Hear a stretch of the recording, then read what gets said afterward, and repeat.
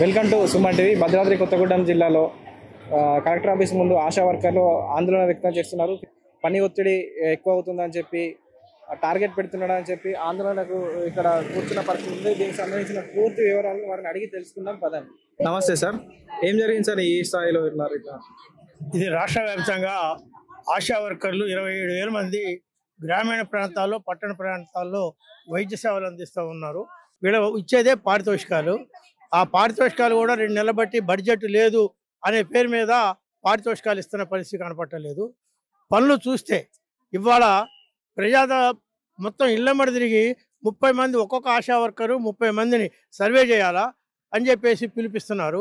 ఆ సర్వేకి ఏం డబ్బులు. దాంతోపాటు వీళ్ళు చేసేది గ్రామాలలో వైద్య సేవలు అందించాలి. కానీ ప్రతి ఆశా వర్కరు రోజుకొక రోజు ప్రతిరోజు కూడా వీళ్ళు సబ్ సెంటర్కి వెళ్ళి దొడ్లు ఊడవడం, కడగటం, తుడవటం ఇట్లాంటి పనులు చెప్తూ ఉన్నారు. దాంతోపాటు పరీక్షలు జరిగినా ఎక్కడన్నా ఏది జరిగినా సరే ఆశా వర్కర్ అక్కడ ఉండాలి. కానీ దేనికి కూడా ₹1 పారితోషికం ఇస్తున్న పరిస్థితి కనపట్టలేదు. ఫిక్స్డ్ వేతనం ఇవ్వండి అని చెప్పేసి అడుగుతూ ఉంటే ఫిక్స్డ్ వేతనం ఇవ్వడానికి ప్రభుత్వం అంగీకరించట్లేదు. గత ప్రభుత్వం అంగీకరించలేదు, ఈ ప్రభుత్వం కూడా అంగీకరించట్లేదు. ఇవాళ పారితోషికాలు లేని పనులు, పారితోషికాలు ఇచ్చే పనుల కంటే పారితోషికాలు లేని పనులు చేయడం ఎక్కువగా ఉన్న పరిస్థితి కనపడుతూ ఉంది. అందుకని చెప్పేసి తక్షణం పారితోషికాలు విడుదల చేయాలని చెప్పేసి కనీసం ₹18,000 కనీస వేతనం ఫిక్స్డ్ చేయాలని చెప్పేసి సుప్రీంకోర్టు చెప్పింది.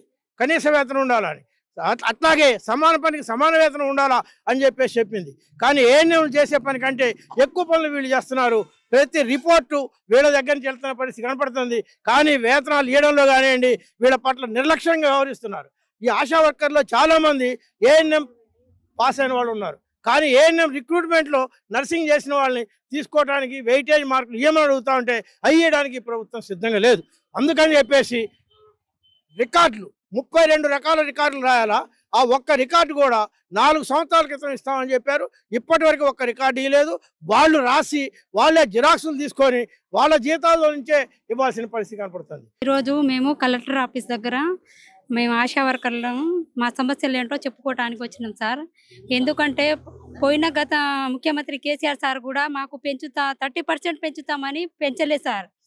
ఈసారి కూడా ఈ ప్రభుత్వం కాంగ్రెస్ ప్రభుత్వం వచ్చిన కాడ నుంచి ఈసారి కూడా పెంచలేదు. ఎందుకంటే ఏ రిపోర్ట్ అయినా ఆశా వర్కరే ఇవ్వాలి. పల్స్ పోలియో రిపోర్ట్ అయినా చిన్న పిల్లల నుండి డెలివరీ అయిన కాడ నుంచి శిశు మరణాలు, మాతృ మరణాలు కాడ నుంచి పుట్టిన కాడ నుంచి చనిపోయే వరకు ప్రతి రిపోర్టు ఆశా వర్కరే ఇవ్వాలి. మేము ఇచ్చిన రిపోర్ట్లే వాళ్ళు చూసి ఏఎన్ఎంస్ డాక్టర్స్లు వాళ్ళు ఆన్లైన్లో చేస్తున్నారు సార్. మేము చేసే పనులు ఏంటో మాకు తెలుసు, ప్రజలకే తెలుసు, గ్రామంలో ఉన్న ప్రజలందరికీ తెలుసు సార్. ఈ సమస్యలు మాకు ప్రతి నెల అందరికీ పిల్లలు, ఫ్యామిలీ మెంబర్స్ రూమ్ రెంట్ కట్టుకోవాలి సార్. మళ్ళీ ఇంటి ఓన్ కట్టుకోవాలి, కరెంటు బిల్లు కట్టుకోవాలి. నెల గడపాలంటే ఇచ్చిన 9 ఏళ్ళు కూడా ఇవ్వట్లేదు సార్ మాకు. ఎందుకంటే మాకు ఇచ్చిన 9 ఏళ్ళు నెల ప్రతిసారి 1వ తారీఖు రావాలని మేము అందరికీ మా రాష్ట్ర వ్యాప్తంగా అందరికీ మేము ఇక్కడ కలెక్టర్ ఆఫీస్ దగ్గరకు వచ్చినాం సార్. ఎందుకంటే మా సమస్యలు మాకు చాలా బాధగా ఉన్నాయి సార్. పని భారం ఎక్కువ అవుతుంది. ఏ పని చేసినా మాకు ప్రతి పనికి ఆశా వర్కరే ఉండాలని అంటున్నారు. మొన్న పెట్టిండు రేవంత్ రెడ్డి సార్ గ్యాసుల గురించి కొన్ని నంబర్లు తప్పు ఇచ్చారట. ఆ సర్వే కూడా మాకే చేయమంటున్నారు. ఏ సర్వే అయినా మేమే చేయాలా సార్? ఏ సర్వేలో ఏ గ్రామంలో ఉన్న ఆశా వర్కర్లే కనిపిస్తారు, కానీ ఆశా వర్కర్లు జీతాల విషయంలో కనిపించారా సార్? అది ఆశా వర్కర్లు జీతాలకి గుర్తించారా సార్? ఆశా వర్కర్ అంటే ఏ ప్రభుత్వానికి అంత చిన్న చూపా సార్? మేమేంటో, మా పని ఏంటో, మా సత్తా ఏంటో ఈ రోజు ఇక్కడ తెలుసుకుందామని వచ్చినాం సార్.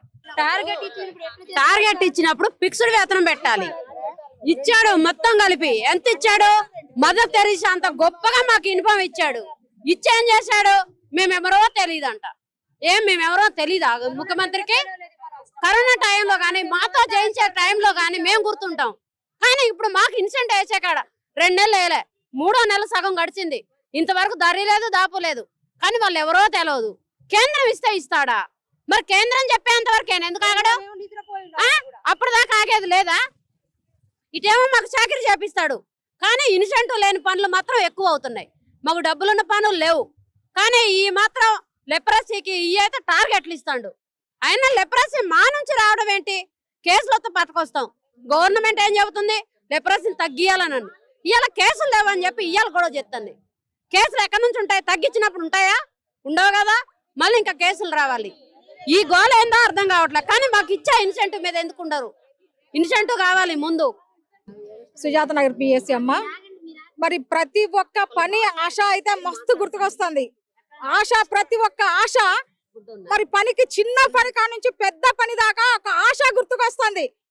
మరి శాలరీస్ కానీ ఇన్సెంటివ్ కానీ ఏదైనా చేయటానికి కానీ ఈ ప్రభుత్వం కానీ పోయిన ప్రభుత్వం కానీ మరి మమ్మల్ని గుర్తించట్లేదు. మేము పని చేయటానికే ఉన్నామా? పారదర్శకం లేని పనులు చేయటమే. పారదర్శకం ఉన్న పనులు చేసినా వాటి కరెక్ట్ రావట్లే. మాకు 9,750 అన్నారు పోయినసారి. ఇప్పుడేమో వేసినంత వరకు 2,000 వస్తాయి అన్నది కూడా డౌట్ లేదు.